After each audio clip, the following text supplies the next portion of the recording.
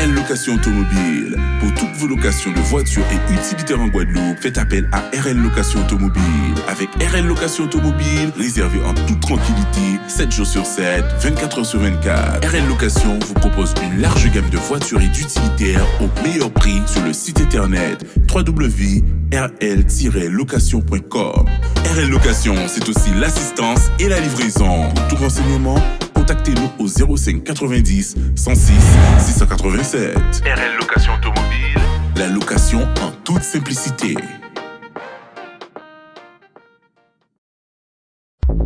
Martinique Actualité.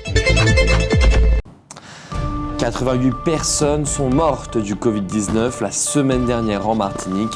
34 personnes sont hospitalisées, dont 6 en soins critiques. Le virus de la variole du singe continue de s'étendre. Selon l'OMS, un total de 2103 cas sont confirmés dans 42 pays. Cette année, le CLAJ, le comité local pour le logement autonome des jeunes de Martinique, fête ses 20 ans de son traditionnel forum Déclic Jeunes. Votre SER, ce soir, votre savoir et réfléchir, va parler de Marie-Jeanne et de l'argent. Et l'air aujourd'hui dans notre pays est moyen. Il faut savoir que les fruits ont un rôle protecteur contre les maladies cardiovasculaires, les cancers, le diabète et l'obésité. N'hésitez donc pas à en consommer. Lundi, le tribunal judiciaire de Fort-de-France a jugé une affaire dont le délibéré sera rendu le 20 juillet. Un chef d'entreprise était accusé de ne pas avoir pris les dispositions nécessaires pour assurer la sécurité de son personnel sur un chantier à Saint-Joseph. De ce fait, le 26 mars 2019, un ouvrier, Émile Tanassi, est mort enseveli par la terre alors qu'il construisait le terrassement d'une maison particulière. En France, dans le Val-de-Marne, la Martiniquaise Maude Petit du parti Ensemble a été réélue députée. La Guadeloupéenne Marie-Dominique Ashliman du LR, épouse du maire d'Asnières, a, elle, été battue. Cette année, le CLAJ, le comité local pour le logement autonome des jeunes de Martinique, fête les 20 ans de son traditionnel forum Déclic Jeunes. À cette occasion, 3 jours autour de 3 sites sont proposés aux jeunes en quête de logement ou de dispositifs d'accompagnement. Mardi 21 juin, ils étaient attendus au parc culturel Aimé Césaire de Fort-de-France. Jeudi 23 juin, c'est sur l'esplanade des sports de Rivière-Salée qu'on les accueillera. Et enfin, le vendredi 24 juin prochain, dans la pépinière d'entreprise Nord Creatis au Robert. Au programme du speed dating, mais aussi des ateliers variés, offrant une aide précieuse en termes de recherche de logement par exemple. Il sera aussi question de solidarité, d'économie facile, de santé et de sport, de confiance en soi, de petits budgets et beaucoup d'autres encore.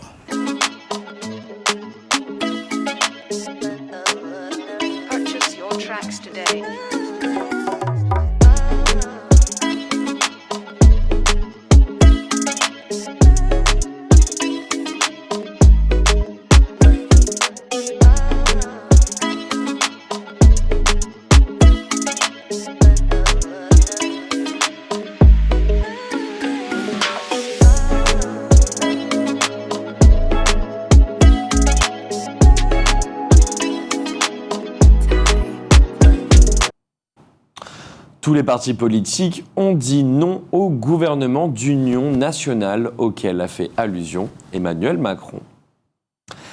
Les habitants de Grand-Rivière ont sollicité du sous-préfet de Trinité une réunion pour savoir exactement de quoi il en retourne concernant les éoliennes qui doivent traverser leur commune.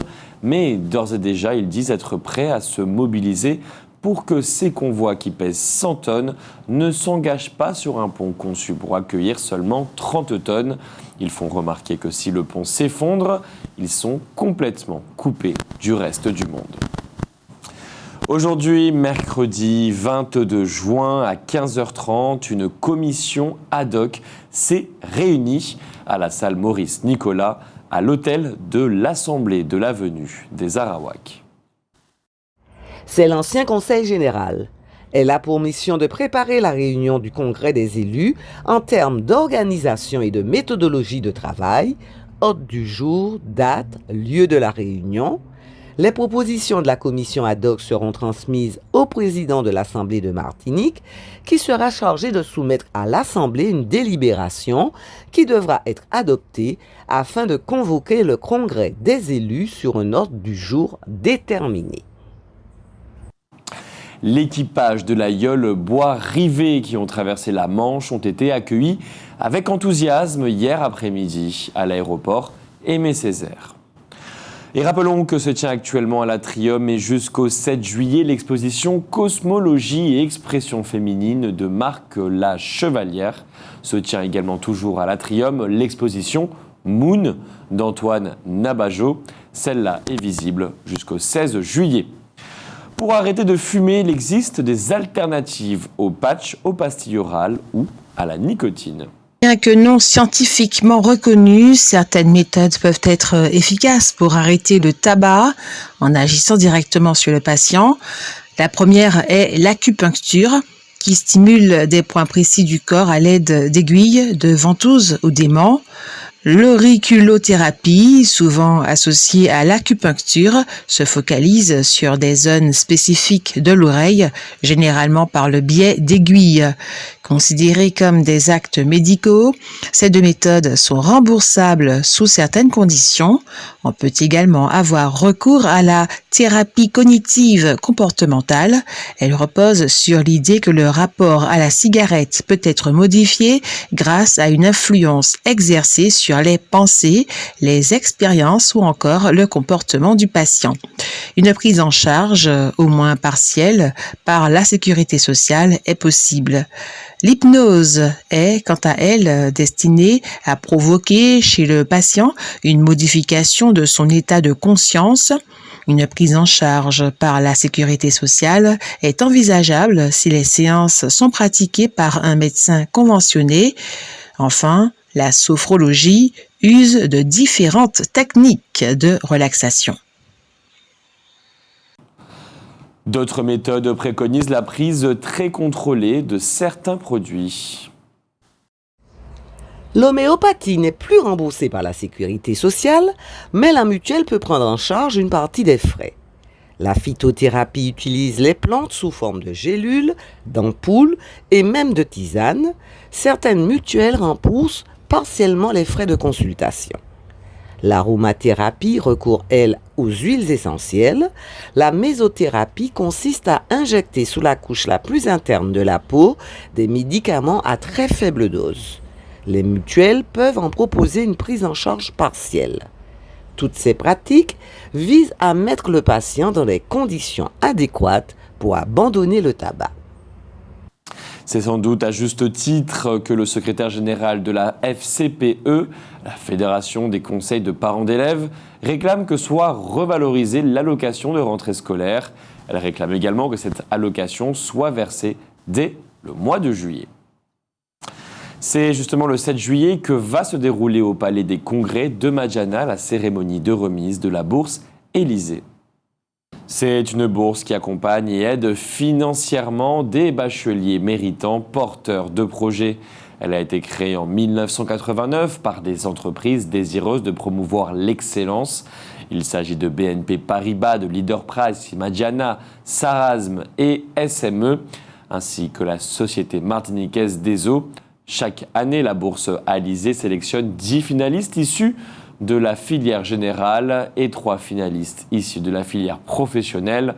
Ainsi, en 2021, 13 finalistes ont été récompensés, 10 prix d'excellence allant de 1 000 à 3 000 euros et une bourse de 30 000 euros versée à raison de 6 000 euros pendant 5 ans. Les finalistes sont des élèves bacheliers au parcours scolaire excellent, dotés d'une personnalité et d'un charisme exceptionnel, impliqués dans la vie de leur lycée et dans leur activité extrascolaire, ambitieux, déterminés et motivés.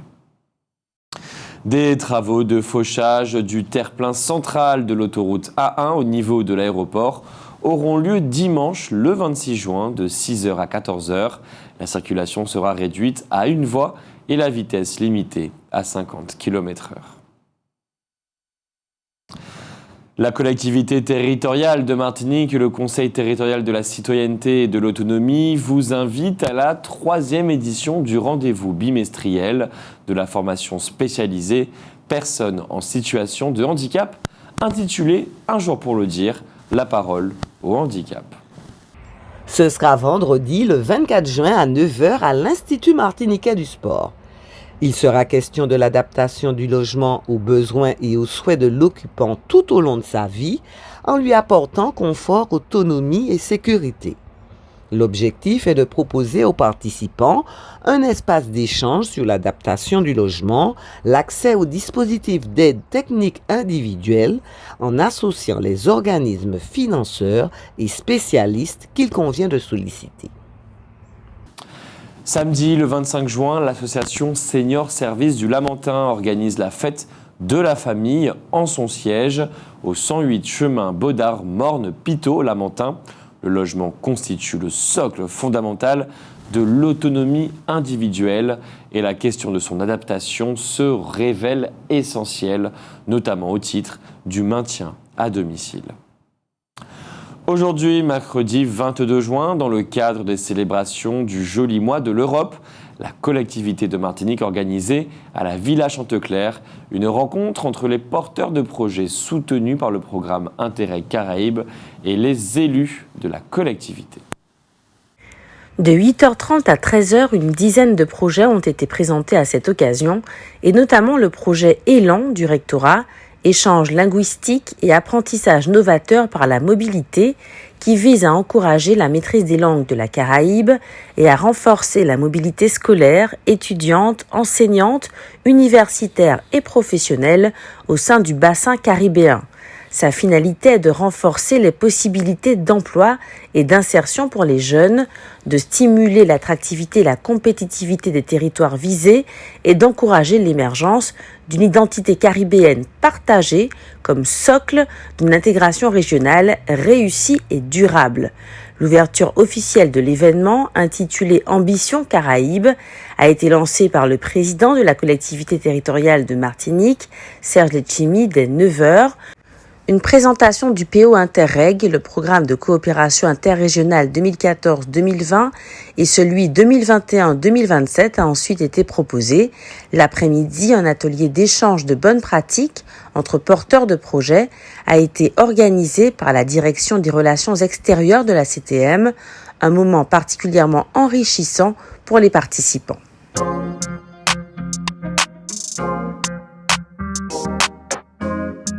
Purchase your tracks today.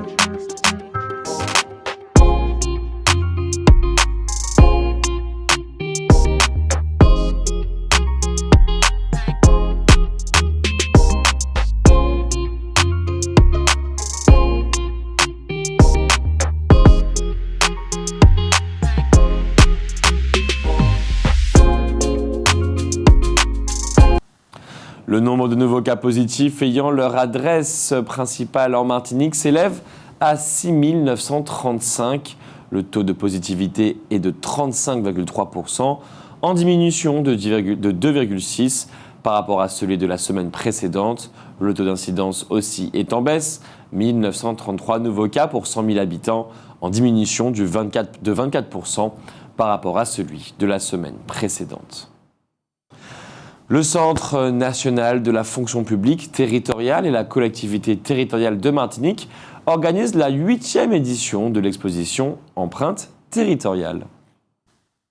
Initiée depuis 2014, Empreinte territoriale ambitionne de valoriser les talents artistiques des agents de la fonction publique territoriale de Martinique, du dessin à la peinture, de la sculpture à l'artisanat, l'humain s'exprime. La mise en lumière des œuvres sélectionnées a été réalisée par d'autres agents durant leur formation. Concevoir une exposition animée par la scénographe Ivana Arts.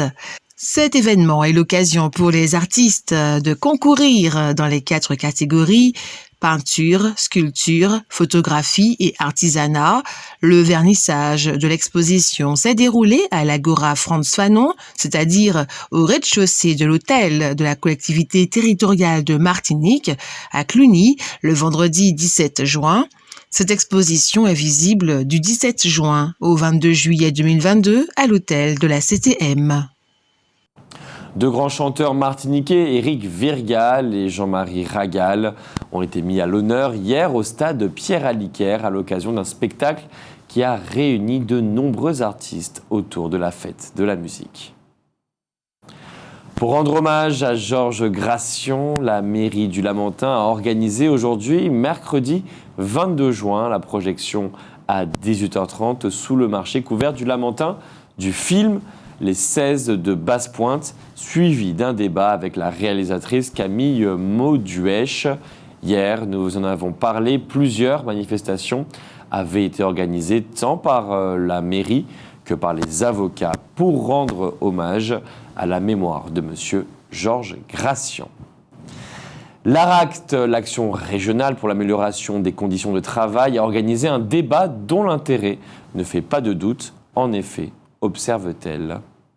La gestion de la crise sanitaire Covid-19 a très fortement impacté les entreprises privées et structures publiques, notamment sur le plan humain et financier. Alors, entre risque de surengagement ou de désengagement du côté des salariés, quel rapport au travail aujourd'hui? Qu'est-ce qui motive, permet de rester en poste, donne envie d'évoluer? Et quel levier pour les entreprises du côté de la qualité de vie et des conditions de travail pour attirer et fidéliser le personnel? Quelle forme d'organisation pour l'avenir proche, favorable à la fois au développement des personnes et à l'efficacité collective? Dès lors, afin de décrypter et d'illustrer les possibilités et les défis que pose la création de sens au travail, l'ARACT ITT Martinique propose un débat avec pour objectif de discuter et de partager le point de vue de différents contributeurs sur la question du sens au travail. Ce débat sera enrichi de retours d'expérience d'experts, de professionnels de la prévention, de l'accompagnement professionnel, du conseil. Il y aura là des représentants tant d'employeurs que de salariés. Cette réunion va se dérouler demain, jeudi 23 juin, à 8h30, au Caribéa Squatch Hotel de Fort-de-France, autour d'un petit déjeuner. Le virus de la variole du singe, on l'a dit, continue de s'étendre. Selon l'OMS, un total de 2103 cas sont confirmés dans 42 pays. L'organisation fait état pour la première fois d'un décès au Nigeria. C'est la première fois que de nombreux cas sont signalés simultanément dans des zones géographiques très disparates, s'inquiète l'OMS. En France, on a recensé 183 cas, dont 129 en Île-de-France. L'Europe est au centre de l'épidémie puisqu'elle concentre 84% du total mondial, constate l'OMS, des chiffres probablement inférieurs à la réalité, souligne l'organisation. Comment se manifeste la variole du singe? Qui sont les personnes contaminées? Selon Santé publique France, les symptômes de la variole du singe sont fatigue, fièvre, maux de gorge et de tête.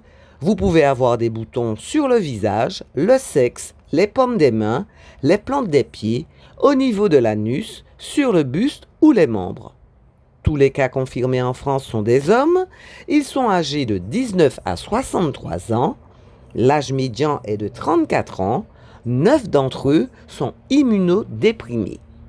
Et maintenant, retrouvez votre question sondage. Sondage.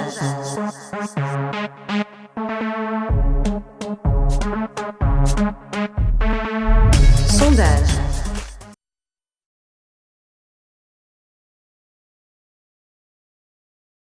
Non, pas du tout. Non, ça ne m'intéresse pas du tout. Non, absolument pas. Absolument pas, je ne sais pas. Non, sincèrement, non, je ne sais pas. Vraiment, je ne sais pas. Bon, il y a plusieurs, j'ai plusieurs trucs en tête, enfin déjà en tête, mais je ne suis pas sûr vraiment. Donc il est préférable que je dise non, quasiment quoi. Donc malheureusement, vous êtes mal tombé quoi. Par contre, je ne suis pas trop au courant et pour moi, il y en a pas mal qui veulent diriger, mais il faut vraiment être derrière ce qu'on dit et ce qu'on fait pour diriger. Je ne sais pas, je ne peux pas vous dire. La question sera vraiment courte. La réponse sera super courte. Je crois que c'est un parti indépendantiste, il me semble. Je crois que c'est un monsieur qui a des cheveux assez touffus, là, qui est toujours avec un t-shirt rouge vert noir sur lui. Il me semble. Hein. Après, je ne suis pas sûr. Je pense que c'est lui, moi. Après, je ne sais pas si c'est lui. Mais je n'ai pas son nom en tête, par contre. Hein. Alors, je ne suis pas sûr, mais je crois que c'est Marcelin Nadeau. Il me semble. C'est dans la boîte.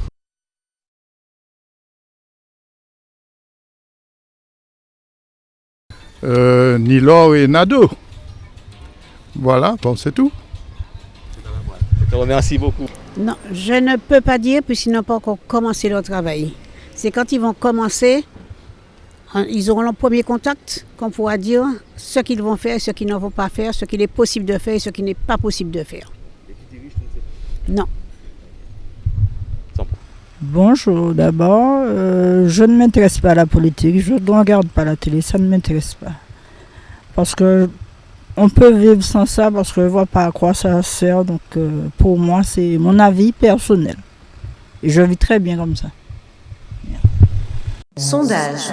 Outremernews.fr, le site de l'actualité Outre-mer, 24 heures sur 24 et 7 jours sur 7. Retrouvez la chaîne Outremer News sur YouTube.